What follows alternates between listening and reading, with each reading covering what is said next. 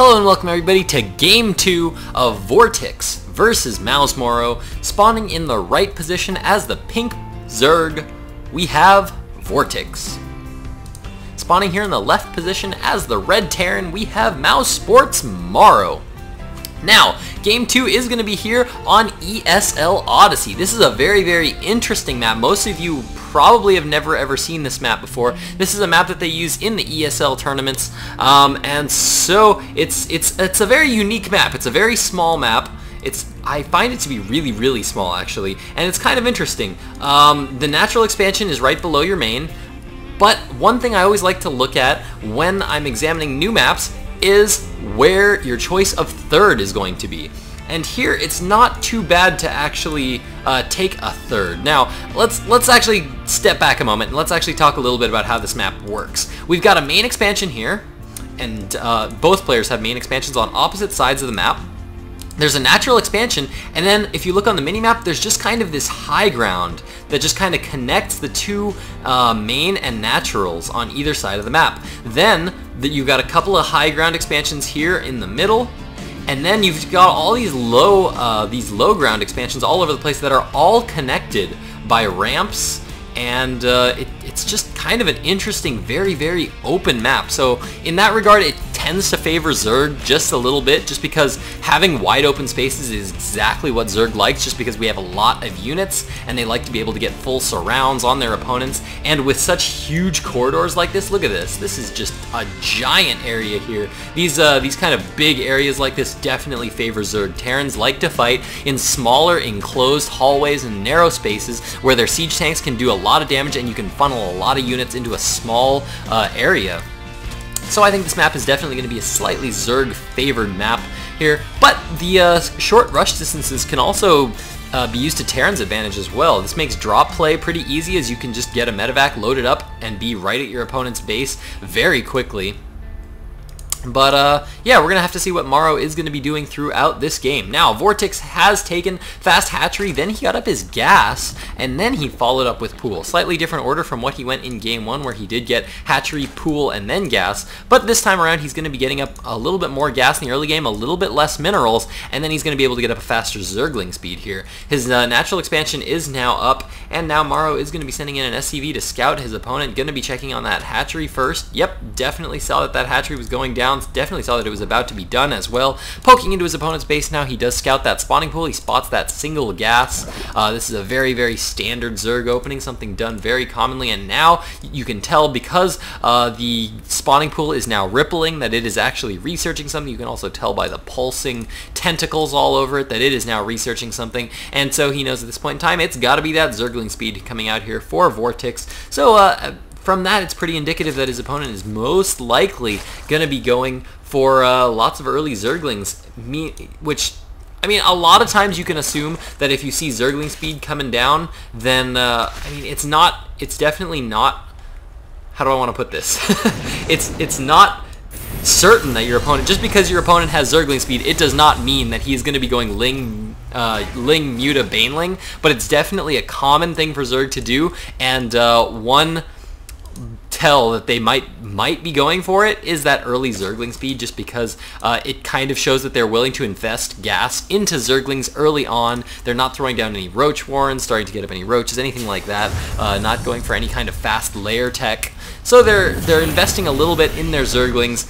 Gonna be using Zerglings. You can bet that they're gonna be using Zerglings. And if they're gonna be going Zerglings, they're most likely gonna be doing something with their gas, and mutas are just so strong against Terran players that it's very common for Zerg to do. Now, we do have two Hellions now coming out here for mouzMorroW. Looks like he's going to be sending them across the map, trying to get some scouting information here, but there's a well-placed Spinecrawler at the front of the base by VortiX here, and he's going to be able to deny those Hellions from doing any damage. This is actually a fairly narrow choke here, defending both of these bases, and I don't think there's any way into this other expansion. No, it looks like you just have this one choke here to defend, which that makes it much easier to defend your natural expansion, and I'm actually surprised that, oh, there we go, yeah, mouzMorroW isn't taking an expansion a lot faster. And yeah, we do see that the command center is now up. He's now morphing it into that orbital command as he gets up a few more tech structures. 3 barracks are now coming up here for mouzMorroW. We have a factory that is out right now. He only used that reactor just to produce the 2 Hellions. Now he's building another barracks onto that reactor, so he's going to be able to double produce Marines out of there. Stim is on the way. Anytime you see early Stim researching like this, it is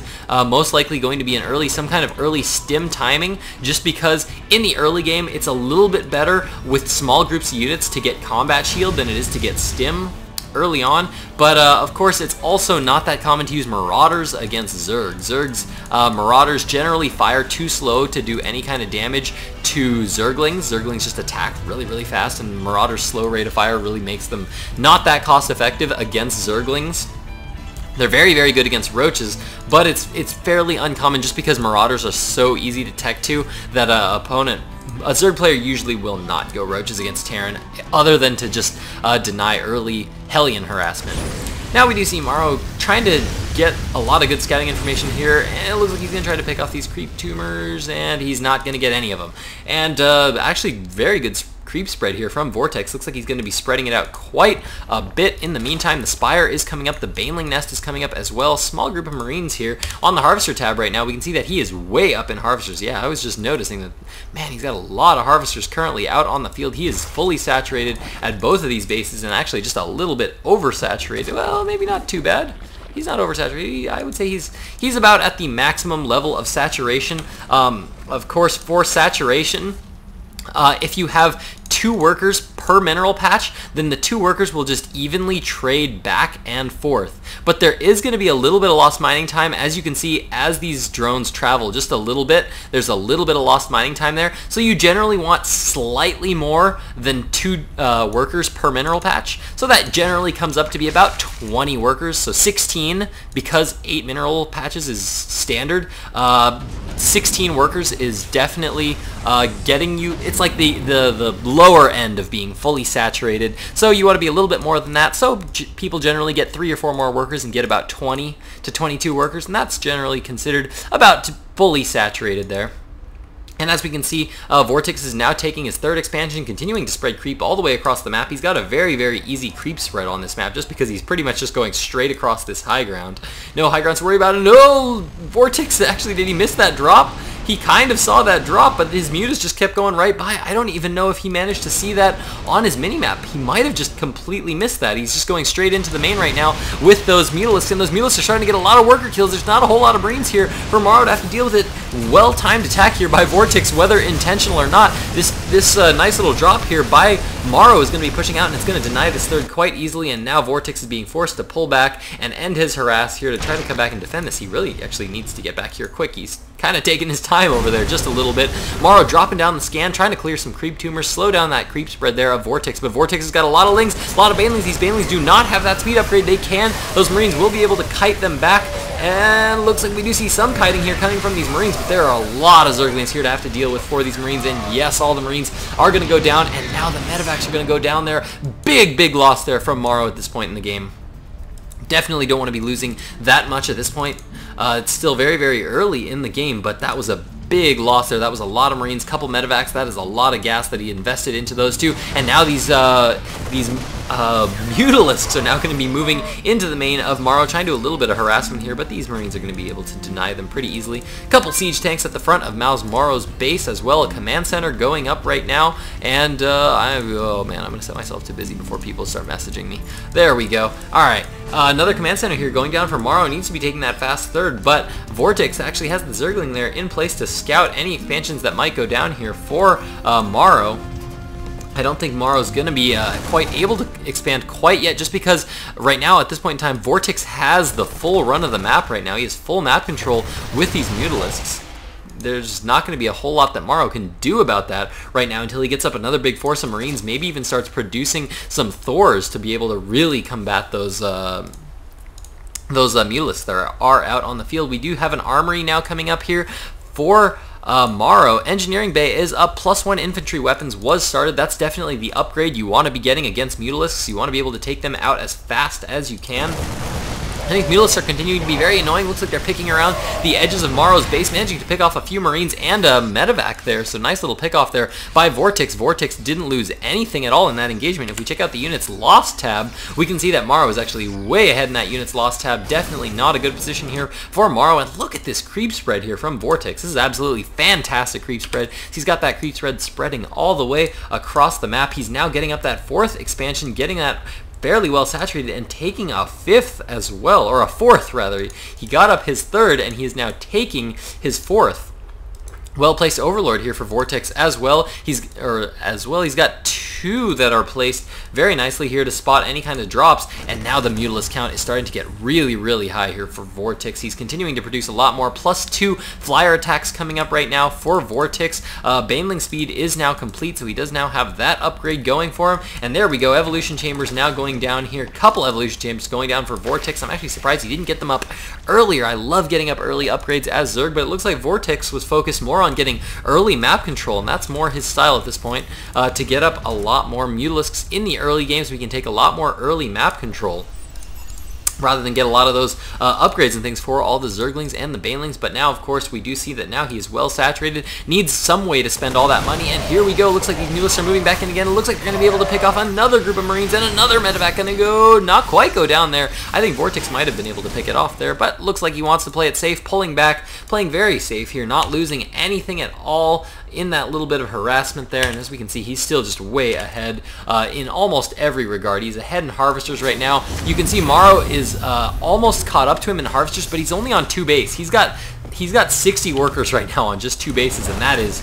going to be super heavily saturated at both of those bases. And now mouzMorrow trying to siege up right now, but all the forces of VortiX are moving in here, and all the Banelings are going to smash all over those Marines, and all the Marines are going down. Nice bit of kiting there right at the end, but a little bit too little, too late, and all the siege tanks get picked off just as the Thor is coming out. Looks like he might be able to get 1 good hit on there, but as long as he magic boxes these Mutalisks, he's going to be able to take out that Thor, no problem. And I think VortiX is in a fantastic position to win this game, and he actually gets the command center there. Nice pick off there by VortiX. He is now saturated on minerals there at that 4th base as well. Creep spread is all over the map. Look at the purple. Look at the vision for VortiX right now. At this point in time, VortiX pretty much has vision on the entire map right now, and he's got to be feeling really good. 158 food to 103 food of VortiX. More Banelings now being warped in here for VortiX as he continues to produce lots more Zerglings. He is in full swing production mode. +1 ground carapace as well as +1 melee attacks is also on the way. Still sitting on Lair Tech. Infestation Pit just now coming up. That's going to be used to morph that lair into those into that hive and start getting those big upgrades and start to get all that late game tech. Once the Thors start coming out, VortiX will need to start switching to something like Broodlords or Ultralisks to be able to combat the forces of mouzMorrow. But VortiX right now at this point in time is just looking very strong here. Looks like once he gets up these forces, looks like he's looking to get aggressive right now as he's starting to warp in a lot of Banelings. Looks like he's just going to go for 1 big push here at the front, and I think, yep, here he comes right now. Here comes the engagement. I don't think mouzMorrow's going to be able to hold this off, and here come all the Zerglings, all the Banelings coming in. The Thor is going in with the beautiful magic box right over the Thor, able to take it out. Did I say the Thor with the magic box? The Mutalisks with the magic box, able to take out the Thor, and VortiX takes game 2 amazingly. So we're going to go see if we can't see an end to this match here in game 3, see who's going to be able to take this best of 3. Will it be mouzMorrow, our Zerg player playing as Terran today, or will it be VortiX, the Zerg player that I've never heard of that actually just played that game really well? Stick with me, guys, to find out.